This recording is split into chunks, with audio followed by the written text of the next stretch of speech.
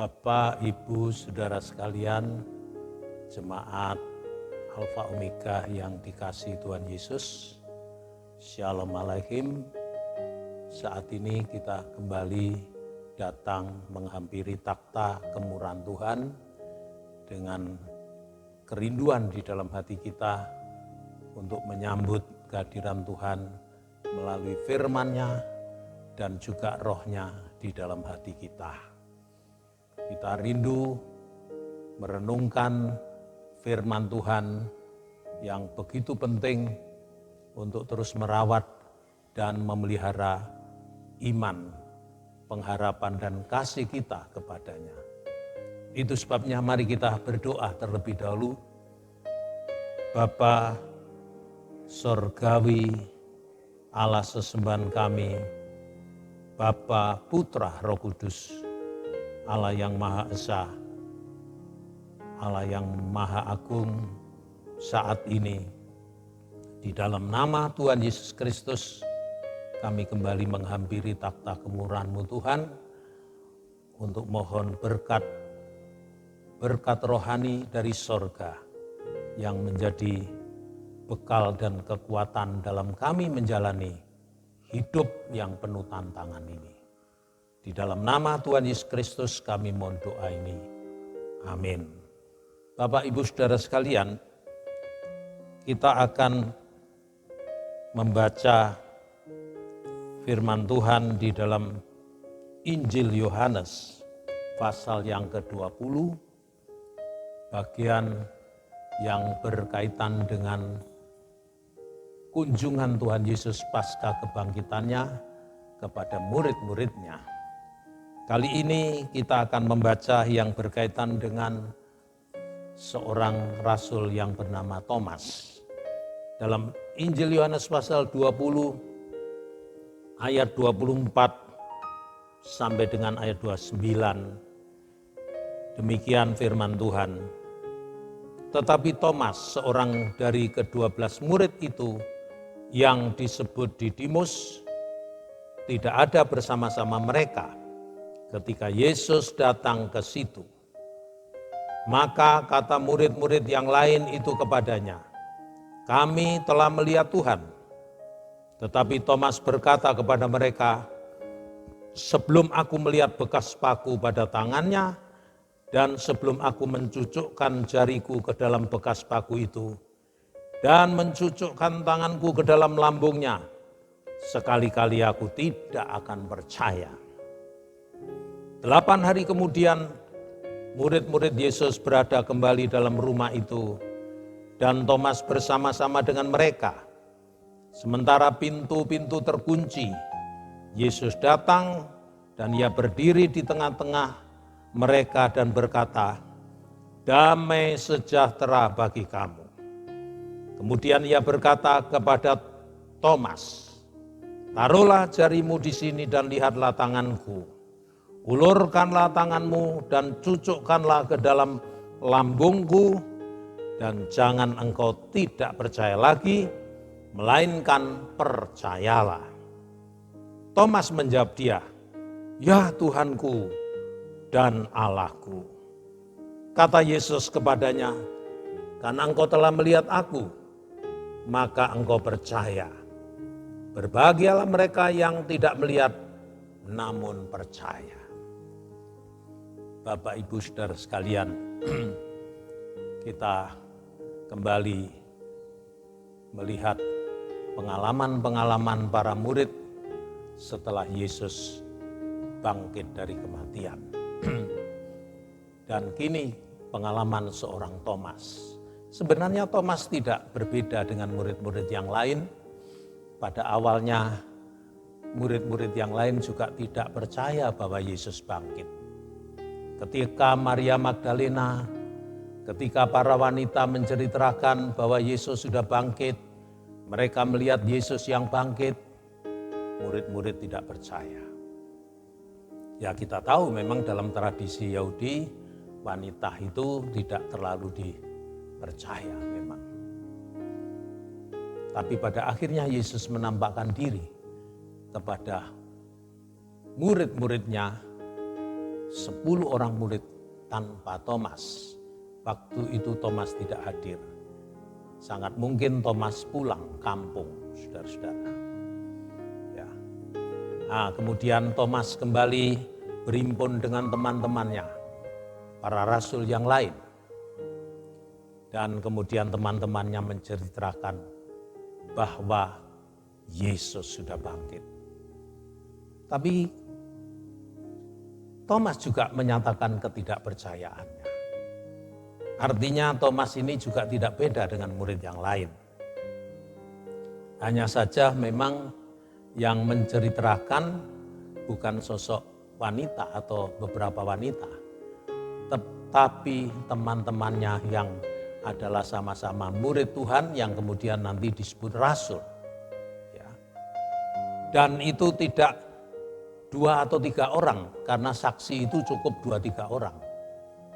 Ini sangat mungkin 10 orang murid bercerita kepada Thomas. Yesus sudah bangkit. Tapi Thomas tidak percaya. Namun demikian Thomas memberi syarat bahwa dia akan percaya Yesus itu bangkit. Ya toh? Bahwa dia akan percaya. Kapan? Kalau dia melihat bekas luka yang ada pada tangan Yesus dan mencucukkan jarinya pada bekas luka itu, juga bekas luka di lambungnya.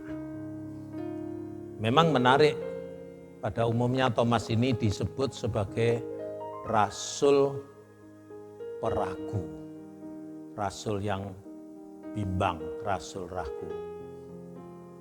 Kalau Bapak Ibu ikut Holy Land, sampai di Mesir kita akan dibawa ke sebuah gereja, namanya gereja Koptik Mesir, ini namanya gereja Santa Perawan Maria, atau juga disebut gereja gantung.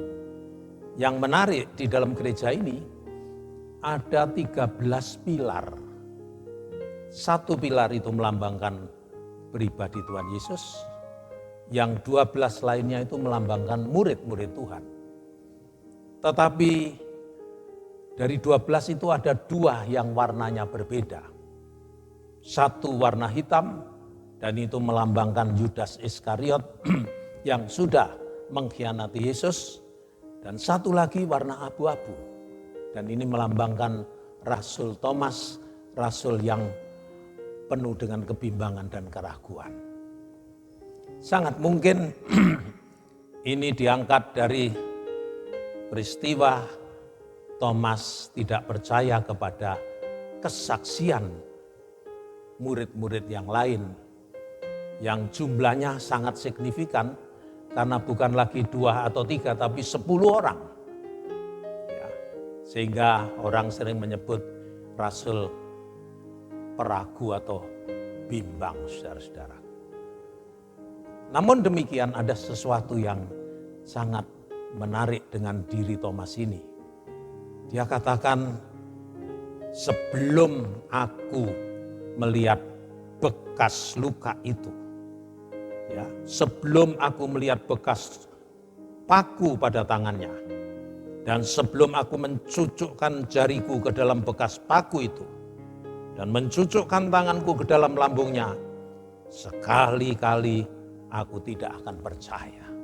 Artinya, Thomas ini kalau sudah melihat betul ada bekas luka-luka Yesus, maka dia akan percaya. Saudara, ini menarik sekali. Kenapa?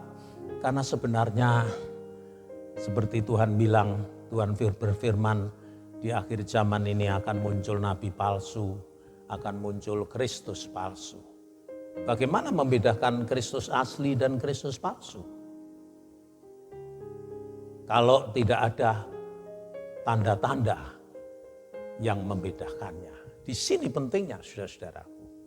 Karena iblis itu sosok yang bisa merupakan dirinya sebagai apa saja. Bahkan surat Korintus mengatakan iblis bisa merupakan dirinya sebagai malaikat yang suci.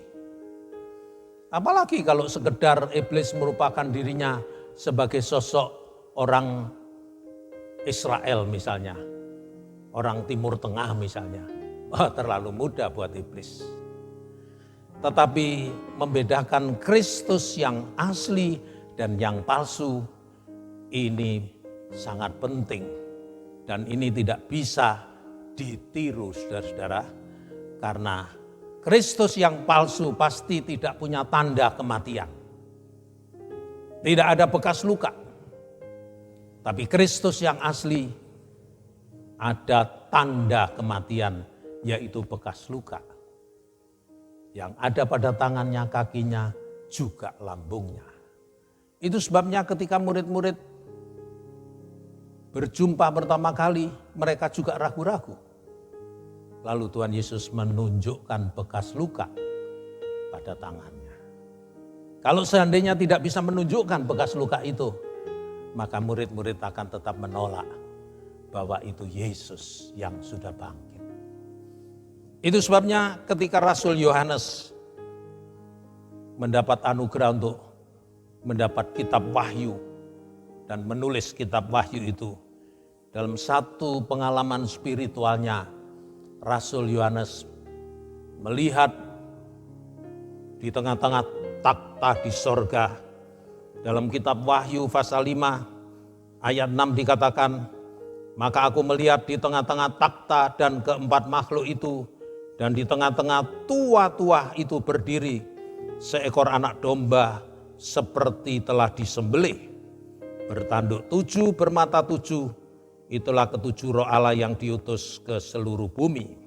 Perhatikan kalimat Rasul Yohanes melihat seekor anak domba seperti telah disembelih. Bahkan di sorga pun tanda luka, tanda kematian itu sangat jelas terlihat oleh Rasul Yohanes. Nah, di sini kita bisa memastikan bedanya Kristus yang asli dengan Kristus yang palsu. Karena jangan lupa di akhir zaman ini ada banyak ajaran-ajaran yang menampilkan Kristus yang tidak mati. Berarti Kristus yang tidak mati itu, Kristus yang langsung diangkat ke sorga itu adalah Kristus yang palsu. Karena kalau Kristus datang ke dunia ini tidak mengalami satu pengalaman menjadi anak domba Allah yang tersembelih, maka tidak ada harapan buat orang berdosa. Tapi puji Tuhan, Kristus datang ke dunia ini untuk menjalankan tugas menjadi anak domba Allah yang tersembelih. Itu sebabnya Nabi Yohanes Pembaptis mengatakan, lihatlah anak domba Allah yang menghapus dosa dunia. Itulah anak domba yang tersembelih. Ini yang pertama. Jadi apa yang dipersyaratkan oleh Thomas ini ternyata sangat penting dan sangat berarti. Ya. Kemudian 8 hari kemudian murid-murid berkumpul kembali, dan pada saat itulah Yesus kembali melawat murid-murid. Dalam rumah yang terkunci itu, Yesus hadir di tengah-tengah murid-murid. Dan ketika beliau hadir di sama-tengah murid-murid yang pada waktu itu masih tetap dilanda oleh kekhawatiran, ketakutan pada orang Yahudi, makanya rumah-rumah itu dikunci. Mereka melockdown dirinya. Gitu. Tapi begitu Yesus berada di tengah-tengah murid-murid,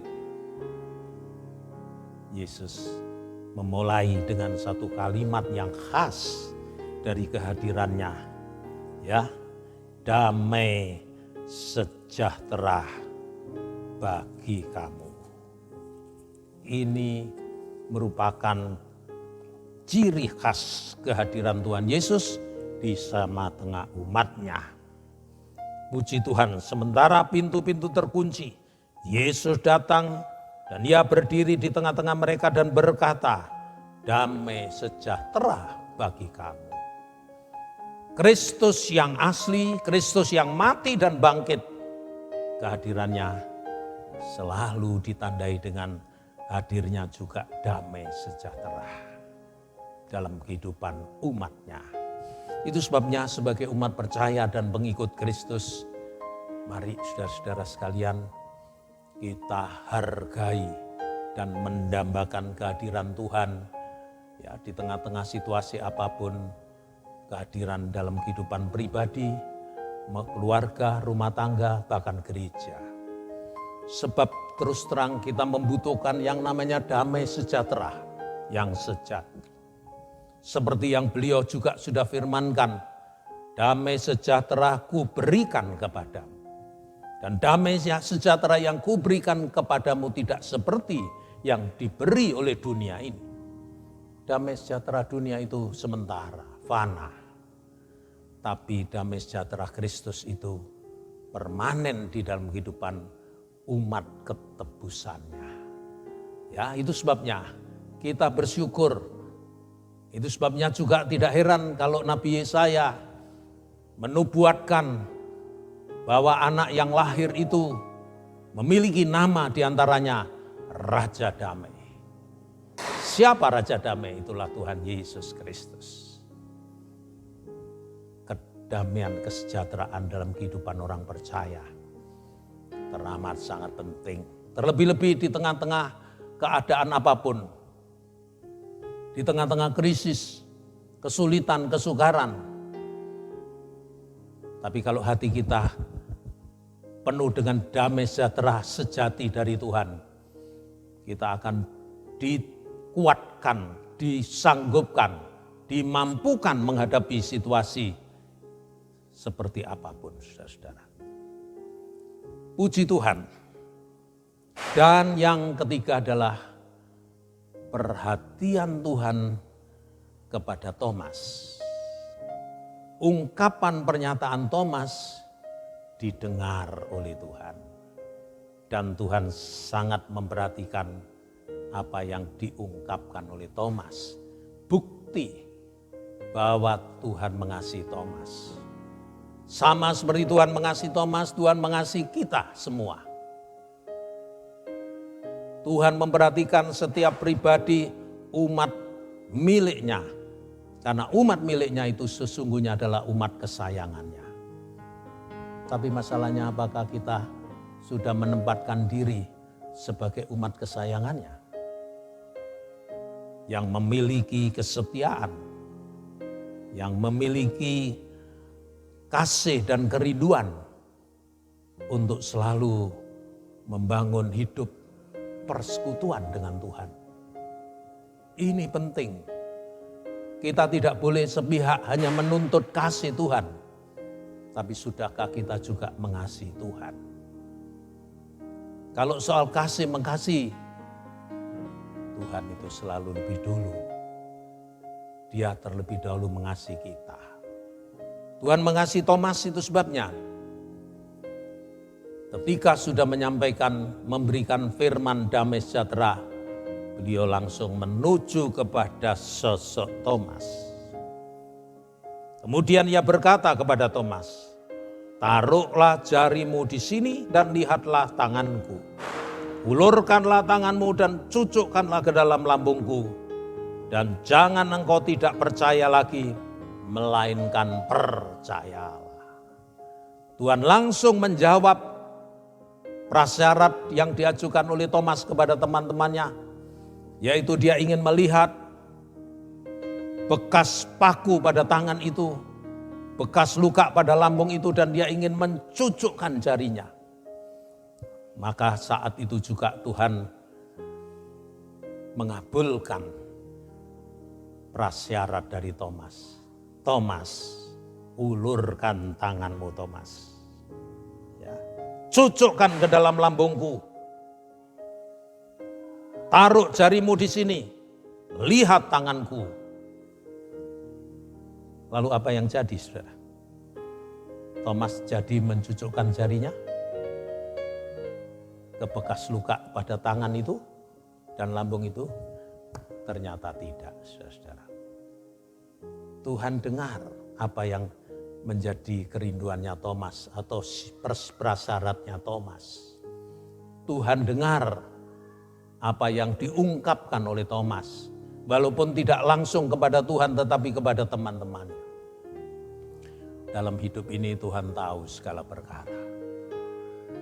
Itu sebabnya mari kita tetap membangun satu komunikasi yang indah dengan Tuhan. Mari kita tidak banyak bersungut-sungut dan mengeluh menjalani hidup ini, karena Tuhan tahu semua. Mata Tuhan melihat, telinga Tuhan juga mendengar. Dan yang luar biasa dengan Thomas itu, ya, walaupun Tuhan menantang, ulurkan tanganmu, cucukkan jarimu, ternyata dia tidak mengulurkan jari itu, tidak mengulurkan tangan itu, malah dia sujud menyembah kepada Yesus. Sambil berseru, ya Tuhanku dan Allahku. Ya Tuhanku dan Allahku. Nah, ini yang luar biasa. Ini merupakan pengakuan seorang murid. Pengakuan yang tertinggi dari seorang murid. Ya Tuhanku, ya Allahku. Dan Yesus tidak menolak pengakuan Thomas. Karena pada hakikatnya itulah pribadi Yesus. Tuhan dan Allah. Firman Allah itu adalah Allah yang datang menjadi manusia. Maka ungkapan seruan pernyataan Thomas ini, ya benar adanya. Ya Tuhanku, haleluya, dan Allahku. Puji Tuhan saudara. Thomas serta-merta hilang lenyap segala kebimbangan dan keraguan-keraguan. Namun tetap menarik untuk kita perhatikan, walaupun Thomas sudah tidak bimbang dan ragu lagi, tetap juga Thomas mendapat teguran dari Tuhan yang sangat manis, saudara-saudaraku. Karena engkau telah melihat aku, maka engkau percaya. Berbahagialah mereka yang tidak melihat, namun percaya. Ya, karena engkau sudah melihat aku, engkau percaya. Memang tidak ada yang salah di sini. Ya, tapi Tuhan bilang berbahagialah mereka yang tidak melihat, namun percaya. Sampai hari ini, Bapak, Ibu, Saudara sekalian, kita semua belum melihat Yesus muka dengan muka. Namun kita percaya. Kita percaya Yesuslah Mesias kita. Yesuslah Tuhan. Yesuslah Juru Selamat yang telah mati dan bangkit untuk menebus dan menghapus dosa-dosa kita. Itu sebabnya walaupun kita tidak melihat, namun kita percaya. Dan marilah kita percaya ini bukan sekedar percaya dalam arti yang umum, tetapi percaya yang merasuk, yang masuk, meresap di dalam hati kita. Dan kita wujudkan iman percaya kita itu dalam bentuk buah-buah rohani yang bisa menjadi kesaksian buat dunia ini. Sehingga ketika dunia melihat kita, dunia melihat Kristus yang hidup di dalam kehidupan kita. Marilah melalui peringatan kematian kebangkitan Kristus semakin mengkokoh teguhkan iman, pengharapan, dan kasih kita kepada Tuhan. Karena dengan begitu kita sudah berada pada jalur rencana dan kehendak Allah yang benar. Kiranya Tuhan memberkati kita melalui firman-Nya. Mari kita berdoa. Bapa kami yang di sorga, di dalam nama Tuhan Yesus Kristus, kami mengucap syukur buat firman-Mu.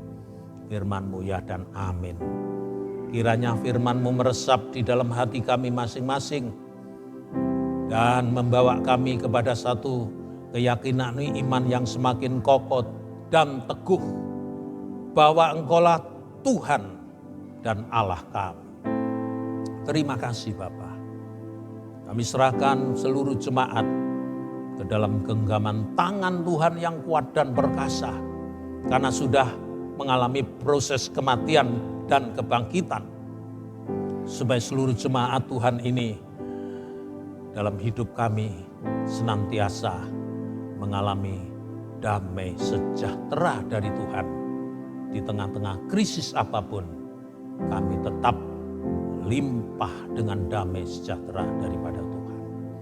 Terima kasih Bapa. Terima kasih Yesus. Haleluya. Kami mohon doa ini dalam nama Tuhan Yesus Kristus. Saudara, angkat tanganmu dan tadakan ke atas. Serta terimalah rahmat, berkat, dan anugerah dari Allah Bapa, cinta kasih pengorbanan Kristus Sang Putra, dan persekutuan kekuatan penghiburan oleh Roh Kudus beserta kita. Mulai saat ini sampai Maranatha Kristus datang sebagai Raja di atas segala raja, mempelai pria dari sorga menyambut gerejanya. Di dalam berkat nama Tuhan Yesus Kristus, semua katakan amin. Selamat menjalani hidup ini dengan penuh percaya, pengharapan, dan kasih kepada Tuhan. Puji Tuhan.